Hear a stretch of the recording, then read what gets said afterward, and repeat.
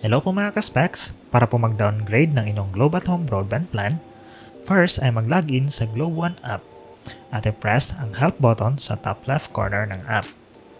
Pagkatapos ay i-select ang inyong Globe at Home account at i-press ang choose account button. Pagkatapos ay i-select ang make account changes.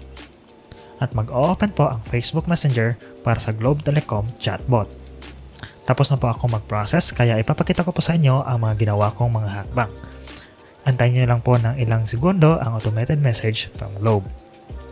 First, maghihingi po ito ng inyong Globe broadband account at i-message nyo lang po ang account number. Pagkatapos ay confirm by sending yes. Next po ay may selection sa gusto nyo pong changes sa inyong account. Since magda-downgrade po tayo, select nyo po ang cancel plan. Next naman po ay select nyo po ang reason kung bakit. Sa akin is financial concern. Pagkatapos ay mag-offer si Globe ng lower plans for possible considerations.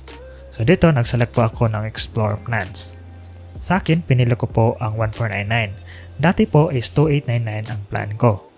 Pagkatapos ay input nyo po ang inyong preferred contact number. Once na na-send nyo po, ay i-confirm nyo lang by sending yes. Pagkatapos ay mag-verify by sending get verified now. Next naman po ay for the verification from Globe.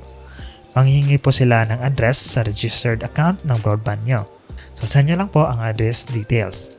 Next ay manghihingi po sila ng previous plan nyo. So sa akin is 2899. Next naman ay kung anong payment options ang ginamit nyo. So sa akin po ay GCash app. Next ay kung magkano po ang last na binayad nyo. Sa akin is 3,000. After that po, mag-generate po si Globe ng reference number ng inyong concern na downgrade request. So tapos na po ito, so reply lang po kayo ng no at mag-antay ng tawag from Globe.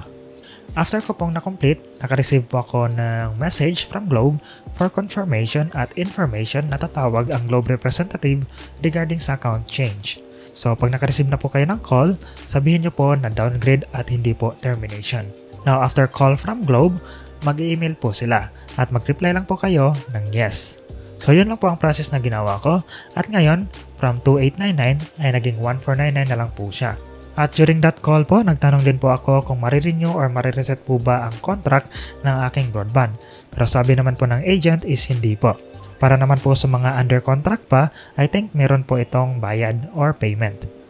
So yun lang po mga ka-specs ang pag-downgrade ng Globe Broadband. At salamat!